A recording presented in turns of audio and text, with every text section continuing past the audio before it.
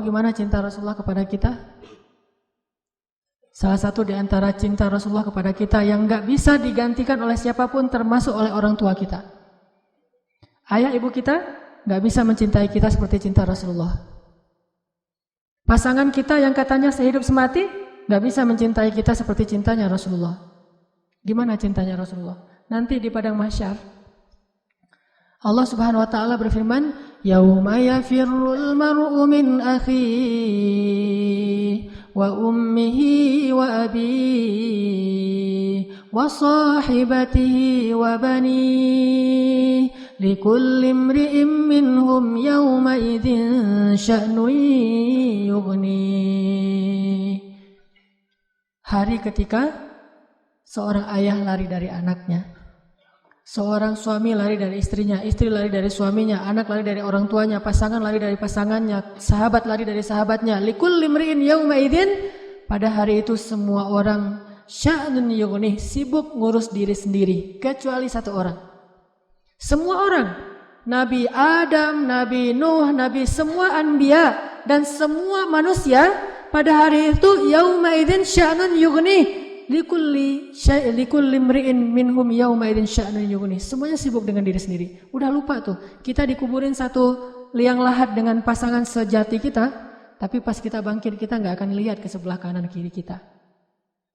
Dia juga nggak usah kegeeran, dia juga akan ngelihat kita kok.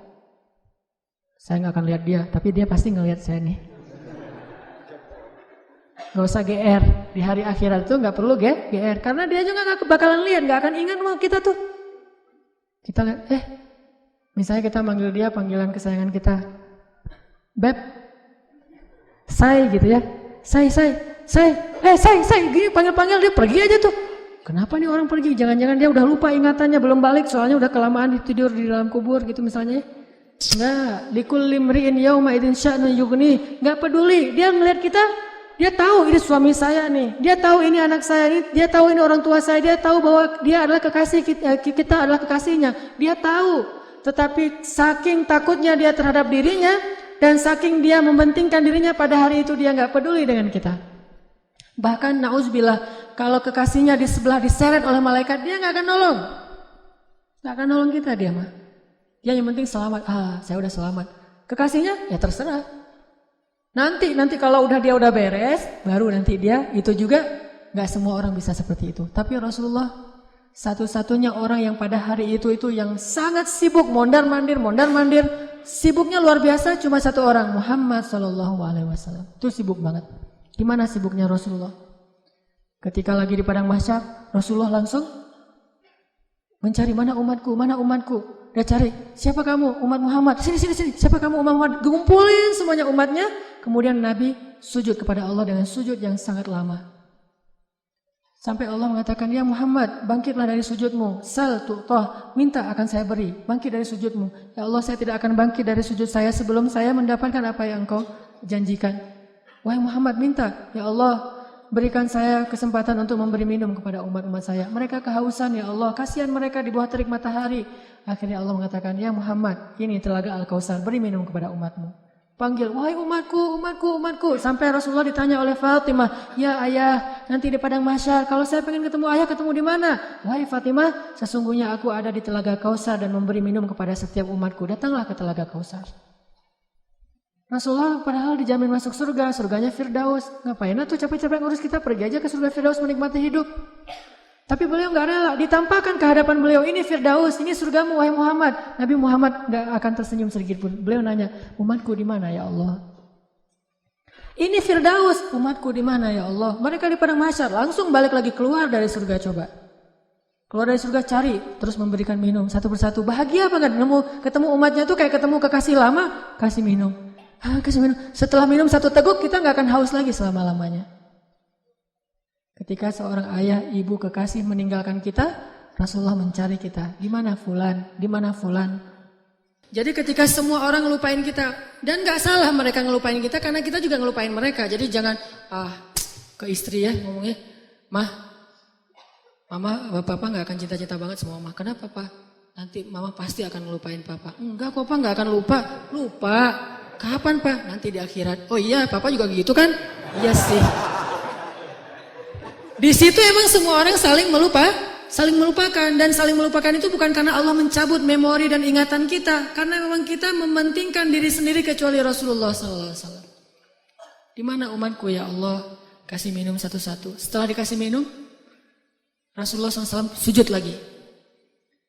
Ya Muhammad, kenapa engkau sujud? Sujudnya lama banget sambil menangis di hadapan Allah. Ya Rabbi, ya Rabbi, ya Rabbi. Terus Allah mengatakan, bangun ya Muhammad, aku berikan apa yang kau minta. Ya Allah, selamatkanlah umatku dari sirat. Langsung Nabi meminta kepada Allah kayak gitu, kata Allah, maka tunggulah mereka di ujung sirat. Nabi menunggu kita di ujung sirat sambil mengatakan, Allahumma salim salim, Allahumma salim salim. Ya Allah selamatkan, ya Allah selamatkan. Maka yang amalnya banyak dia lewat. Ada juga yang jatuh ke dalam neraka.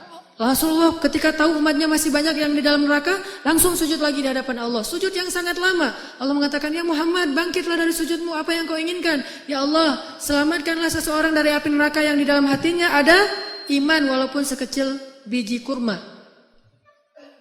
Akhirnya kata Allah, selamatkan mereka yang ada iman sekecil biji kurma di dalam neraka. Nabi langsung pergi ke pintu neraka, mencari umatnya. Wahai malaikat, cari umat saya yang ada iman sekecil biji kurma dan selamatkan mereka. Dikeluarin. Ketika ketemu dengan Rasulullah, mereka dalam keadaan habis disiksa luar biasa. Wajah mereka, tubuh mereka rusak parah. Rasulullah melihat mereka dengan air mata kasihan, memeluk mereka, dipersilakan masuk ke surga.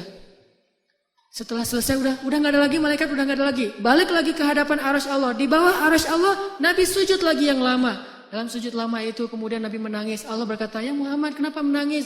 Ya Allah, selamatkanlah umat saya dari api neraka yang mereka di dalam hatinya ada iman sekecil biji jagung. Sekecil jagung. Kata Allah, aku izinkan. Akhirnya Nabi Muhammad lari lagi ke neraka. Wahai malaikat, keluarkan yang ada iman sekecil jagung. Keluar lagi sekian ribu, sekian juta umat Nabi Muhammad. Udah selesai semua, udah gak ada sisa. Balik lagi di bawah arasy Allah. Sujud lagi yang lama, nangis lagi sepanjang waktu yang cukup lama. Sampai Allah bertanya, ya Muhammad, bangkit. Apa yang kau inginkan ya Allah? Keluarkanlah umatku yang di dalam neraka, yang di dalam hatinya ada iman sekecil biji sawi, zarrah. Kata Allah, aku izinkan. Lari lagi ke neraka, selamatin lagi.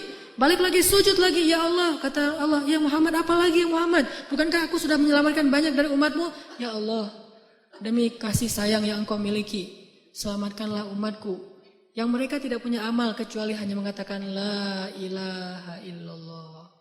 Kata Allah, aku izinkan. Nabi Muhammad kemudian lari ke neraka menyelamatkan kita dengan seizin Allah. Makanya Nabi mengatakan, katakan la ilaha illallah, baru aku bisa menyelamatkan kalian. Ketika pamannya mau meninggal, apa kata Nabi? Wahai paman, ucapkan kunci surga la ilaha illallah biar aku bisa nyelamatin paman. Walaupun gak ada amal sama sekali. Tapi pamannya dengan takdir Allah tidak mengucapkan.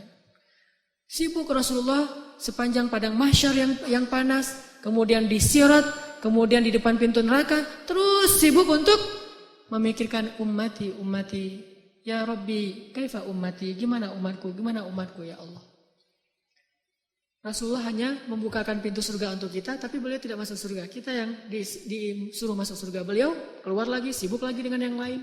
Kita yang difikirkan oleh Rasulullah SAW. Apakah orang tua kita bisa melakukan itu nanti di akhirat? Tidak.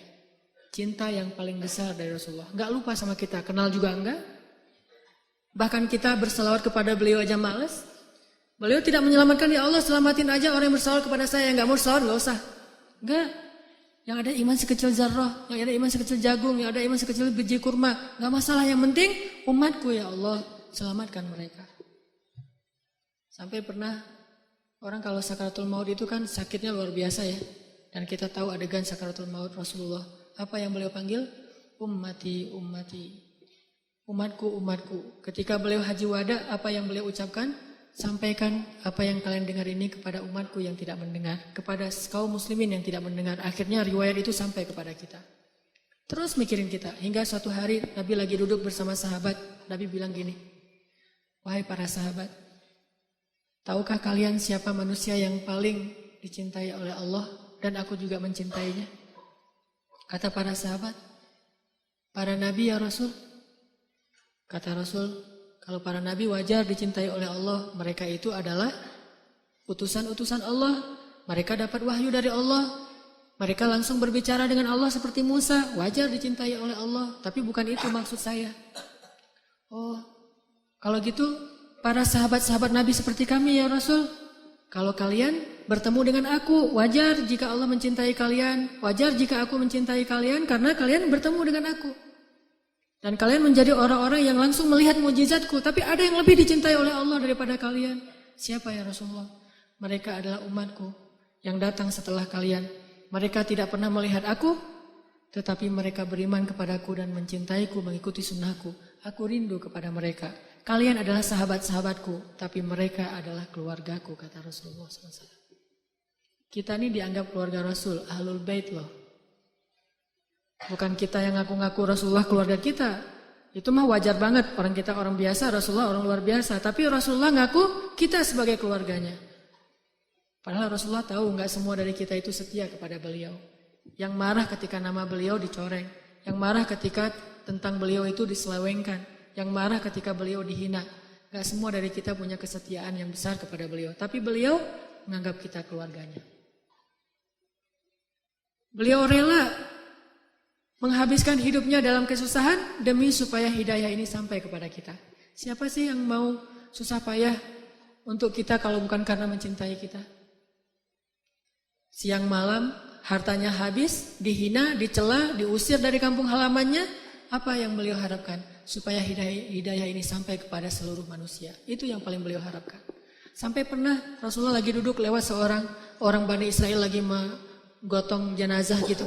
Rasulullah nangis. Lalu para sahabat bertanya, ya Rasulullah kenapa engkau menangis? Kan yang meninggal itu bukan muslim tapi Bani Israel. Kata Rasulullah, saya menangis karena saya belum sempat mendakwahi dia sehingga dia mati dalam keadaan kufur. Saking cintanya Rasulullah kepada umatnya. Dan bahkan dengan seizin Allah, Rasulullah SAW sering berdoa untuk kita. Di antara doa-doa yang sering beliau ucapkan di malam hari ketika beliau tahajud. Beliau kalau tahajud itu bukan ngedoain diri sendiri, Allah masukkan saya ke surga. Bukan. Justru itu Allah menjaminkan itu kepada beliau karena beliau sering mendoakan kita. Ya Allah umatku di Palestina, ya Allah umatku di Syam, ya Allah umatku di Yaman dan yang mengikuti arah Yaman dan seterusnya sampai ke kita. Semuanya didoakan di dalam sholat malamnya Rasulullah SAW. Sehingga akhirnya hidayah ini sampai kepada kita. Ini baru Rasulullah, belum lagi cinta Allah kepada kita.